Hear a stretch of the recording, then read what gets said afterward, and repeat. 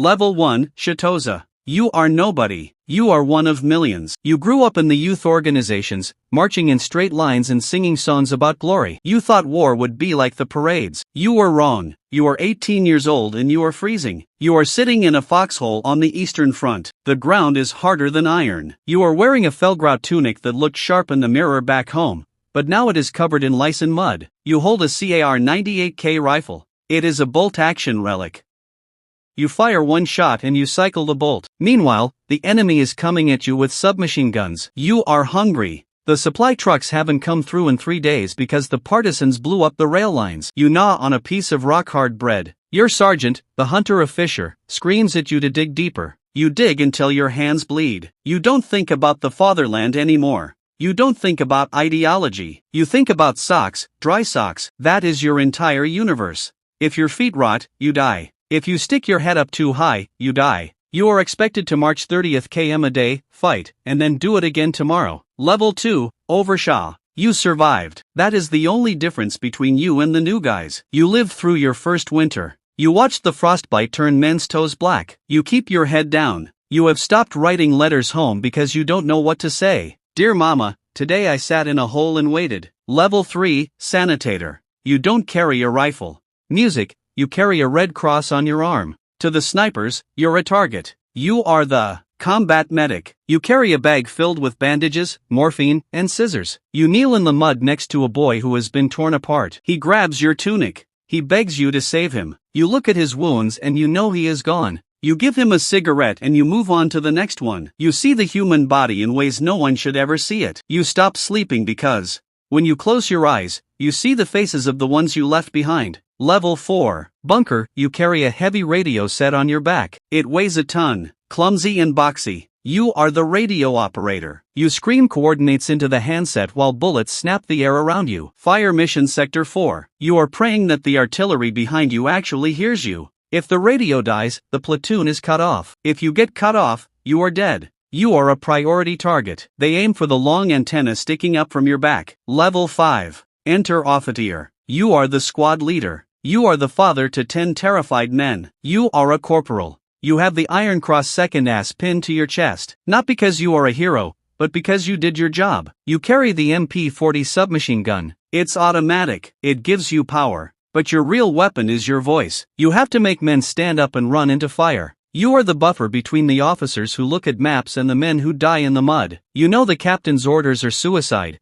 but you have to relay them anyway. Forward. You scream. Level 6, Propaganda Company Man. Your only weapon is a camera. You are a war correspondent. You travel with the frontline troops, but you are not one of them. You are there to record the war. You film the tanks rolling forward. You frame the shot so the burning village looks heroic, not tragic, and distill an idea into the nation's minds. You see the reality, but you don't photograph that. You, music, photograph the smiling soldier sharing bread with a local. The regular soldier hates you. They know you will go back to a warm headquarters while they sleep in the snow. Level 7, the Goliath Operator. You are a specialist, a technician. You operate the Goliath, a small tracked mine. It looks like a toy tank, but it is packed with explosives. You don't sit inside it. You control it with a joystick connected by a long wire. You steer the little machine across the battlefield, toward a bunker or a tank. There aren't many of you, but your job is important. If the enemy shoots the Goliath, it explodes harmlessly. But when it works, it is terrifying. You guide it right up to the wall, press the detonator, and watch the enemies disappear in a cloud of dust. Level 8, Oberleutnant. You are a first lieutenant. You command a platoon, sometimes a company if the captain is dead. You are young, maybe 23. You come from a good family. You went to the academy.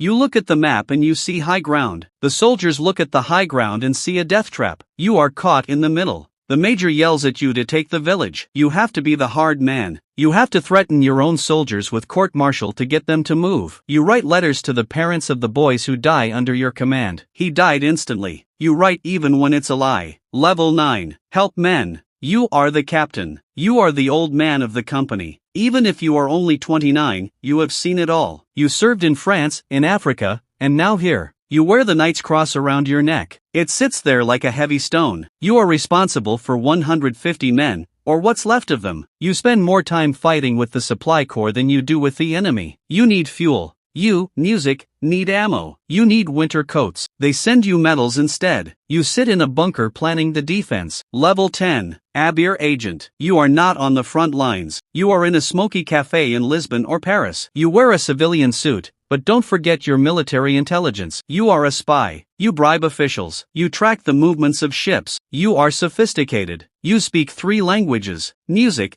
but you are paranoid. You are watched by the enemy, but you are also watched by your own side. The Gestapo and the SS hate the OB. They think you are disloyal. They are looking for a reason to hang you. You live in the shadows. A knife in the back is more likely than a bullet in the front. You trust no one. Level 11. The Borkasterin. Belle, you are a young woman. You are not a soldier, but you are on the front line of Hitler's paranoia. You are a food taster. Every day at 11 a.m., the SS guards bring you a plate of vegetable. It looks delicious. It smells like peas, but it might be poison. You have to eat it anyway. Then you wait. You sit at a table with other women watching the clock. 1 hour.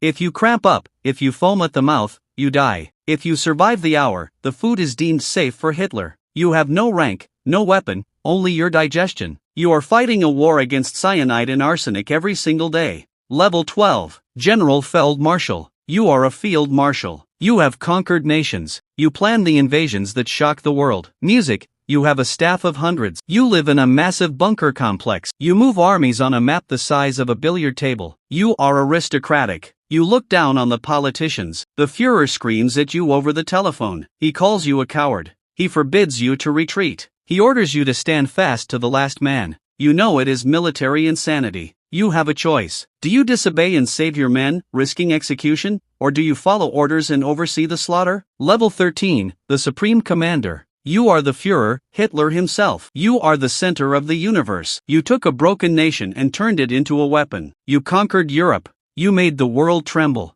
But now you are underground. You are in the Führer bunker in Berlin. Above you, the city is burning. You are a wreck. Your left hand shakes uncontrollably. You are pumped full of drugs by your doctor just to function. You look at the map and you scream. The generals betrayed you. The SS betrayed you. They were not strong enough for your vision. You sit at the head of the table eating cake while the world ends. There is no escape, no retirement. There is only the pistol. You look at the portrait of Frederick the Great on the wall. You pull the trigger and the war ends with you. Subscribe for more videos just like these.